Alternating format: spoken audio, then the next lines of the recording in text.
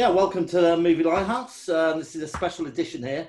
I'm very pleased to be joined by Grayson Berry and T. Rowan Ward, who have been producing, well, your own horror films, basically.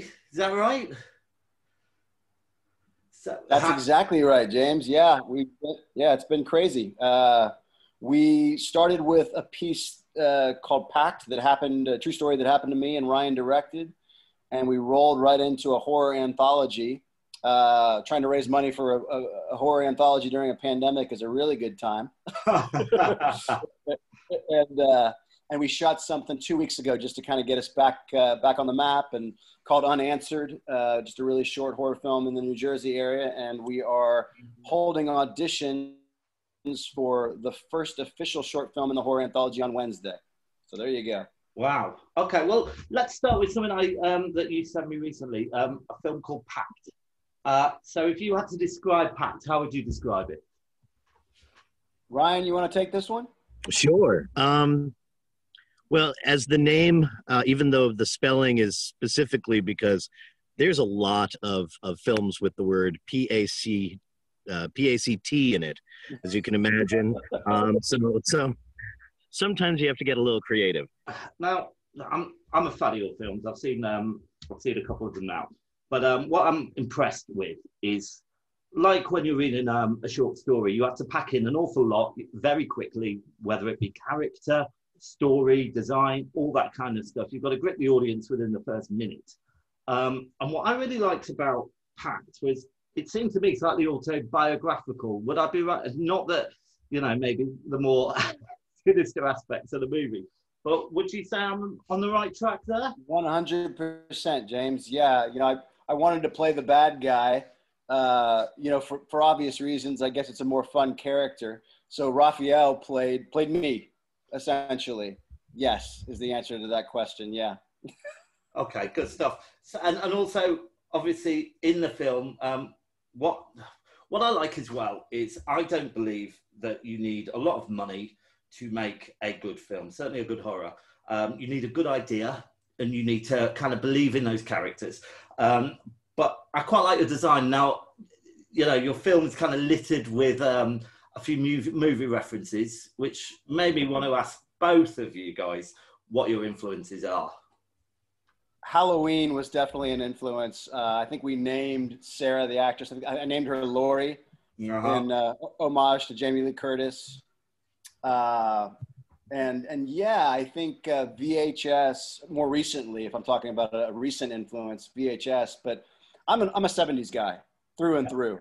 It's it's The Exorcist, it's Rosemary's Baby. It's the 70s could really take artistic license, and I think you'd agree with that, James. Absolutely. And we're still trying to get back to that. Just here it is, take it or leave it. And we're not going to censor anything.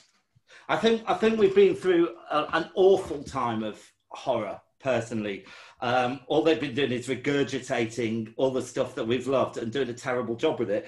I'm a huge fan of the Candyman film, and it fills me with horror to wonder what they're going to do with it. And it seems such a shame why people just can't come up with fresh ideas, which is what you guys are doing. Yeah. And that's exactly what we did 2 weeks ago, James. Sitting on the sidelines and trying to fundraise for any kind of movie is just endlessly frustrating, right? I'm not even going to go into the frustrations and the people that you kind of depend on and all that stuff and social media nonsense. So my wife and I were having coffee, and I looked over at her and I said, we just need to shoot something. I'm tired of sitting around with this quarantine stuff. So we literally came up with the idea, of a guy whose confession to God, essentially, relieving his soul sort of doesn't cut it. Anyway, my point is that experience of just getting out there and shooting, and Ryan was acted in this, was so fulfilling and so re-energizing, James, because that is the name of the game, man. And it made me look at our anthology in a completely different way. And then I talked to Ryan after we went and had drinks afterwards, and I said, listen, man, we need to shoot your piece. Let's just, whatever money we have, let's just build it and they will come. That's absolutely. And how does the relationship between you two guys work? Ryan, if you want to take that question. I mean, who does what? I would love to. So I'm a really lucky guy. I fell upon a project. It was Grayson, I believe, his first play on the East Coast. It was also a musical. I was cast in the piece as well, and then all of a sudden, out of nowhere, I became the director, because that happens sometimes. And we started chatting and found not only a love for movies, but especially a love for acting and improv, and not allowing throwing everything against the wall and seeing what sticks and having fun, but making a message that's in each piece that really sticks with the audience, whether it's film or a stage play or whatever we work on.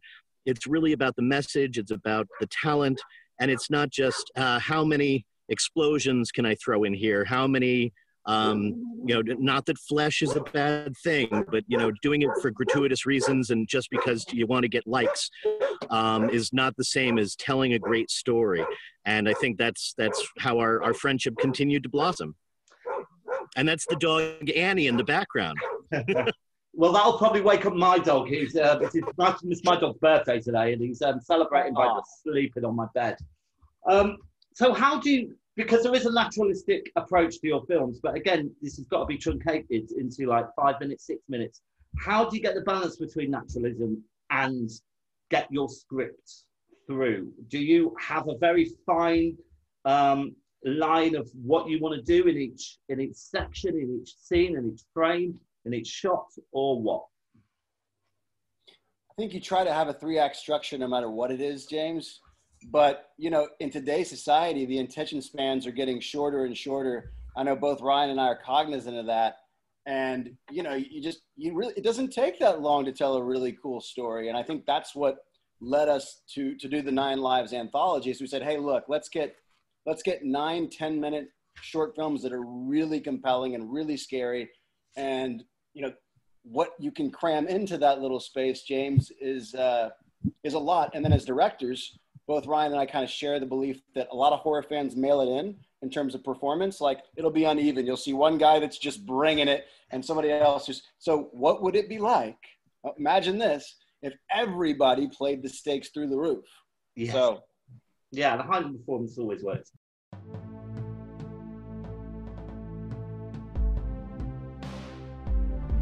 Stop, just stop! There's people screaming in the fucking streets, Theo! That we know! Just breathe, baby. Just breathe. And that sound, what the fuck is that? Accept the guilt. Oh good, just a weird dream. Try to dream. A wedding cake, white mountains, powdered alabaster, blanching out the sun, just for it darkens.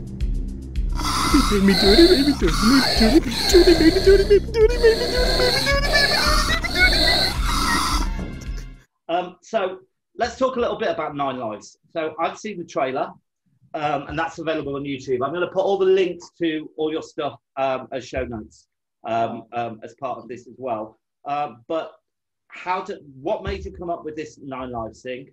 And is there a kind of through line through what you're doing with these 9 films? Tell me. Yeah. Ryan, do you want to take it? I don't know. Can you guys hear me?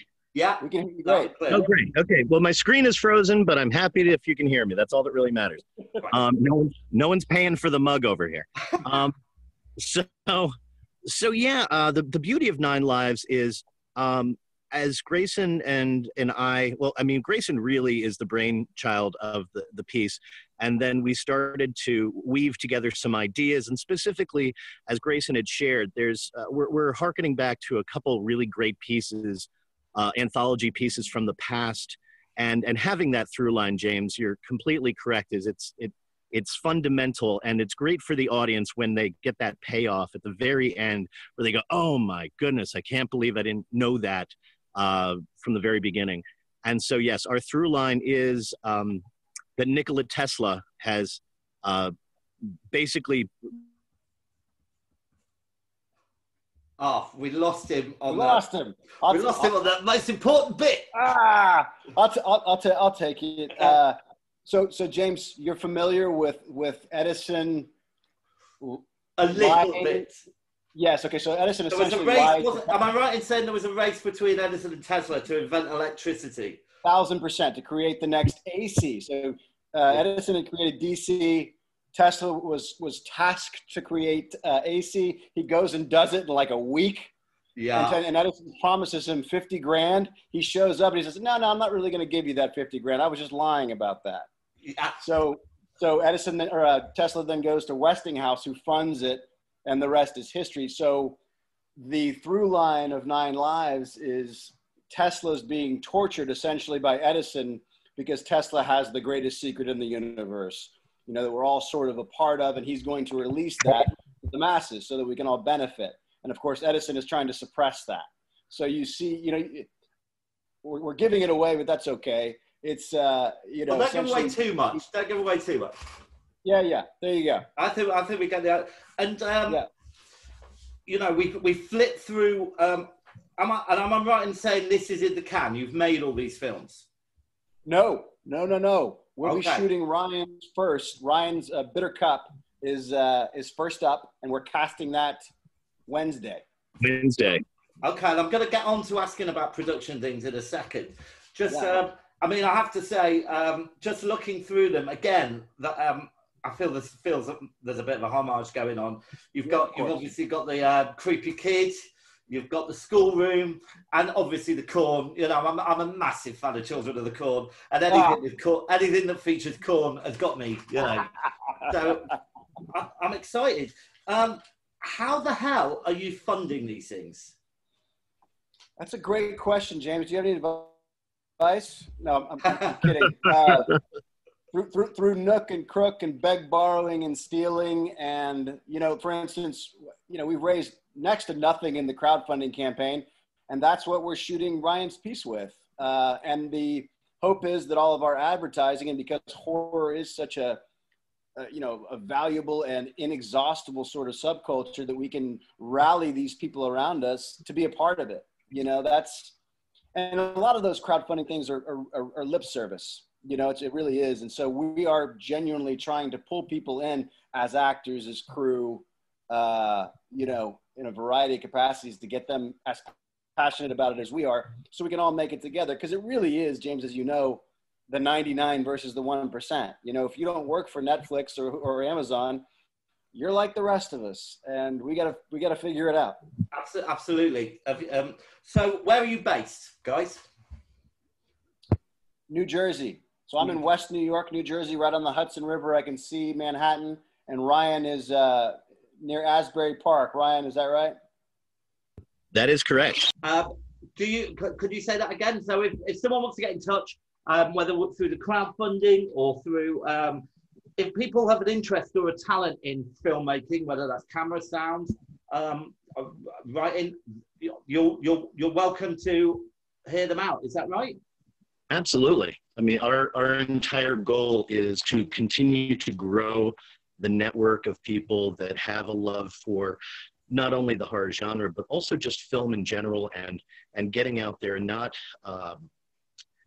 just feeling like, oh, okay, I have to work with the studio. That you can go out, you can do it yourself, you can make high quality work, you can tell stories that be told, you can work with a diverse group of people, and it's all because of the love of film. I think that's a great opportunity. We certainly need more of those things around. And you've entered into the Hang On to Your Shorts Film Festival. Is that right? Tell me about that. Yes.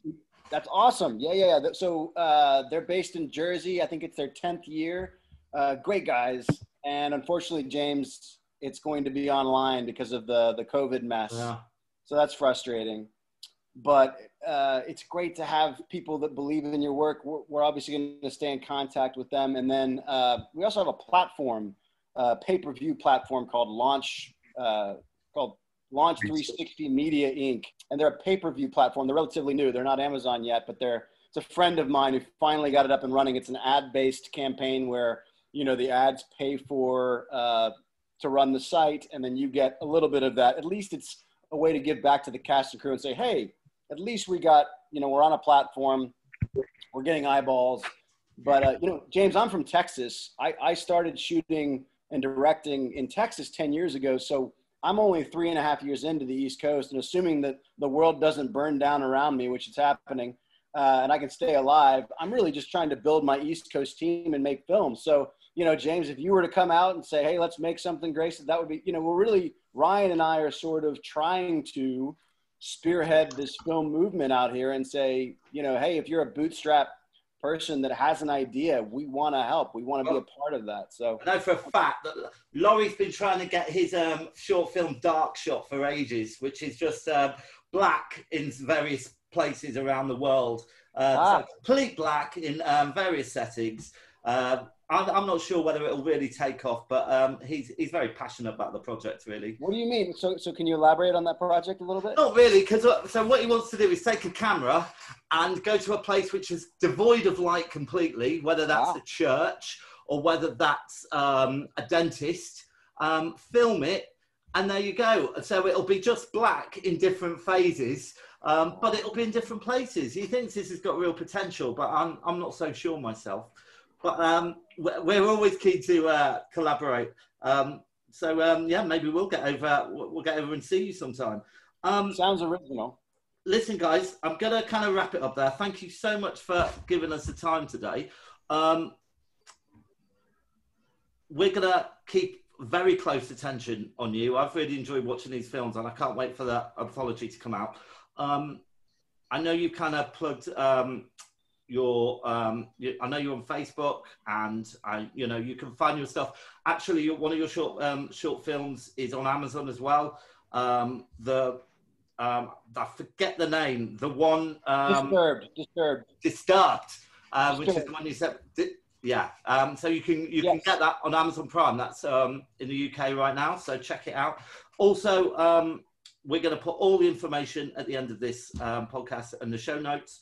But please, if you want to get involved in the crowdfunding, do so. And if you're in the area, drop them a line. Also, I imagine you're willing to take script ideas. If anyone's got a treatment or an idea, you're willing to listen to them.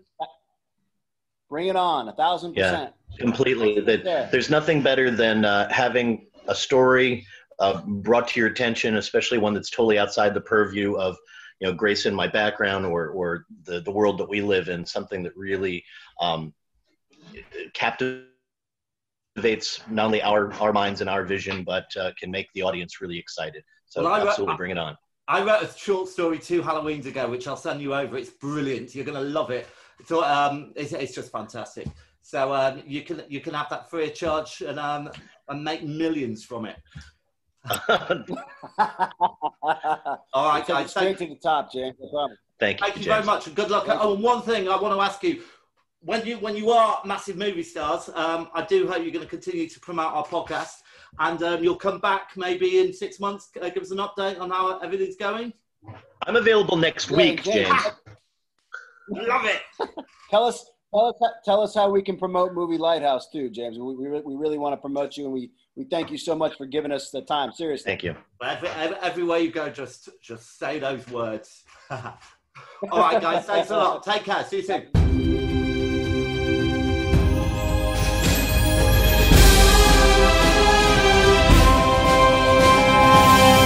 Lighthouse.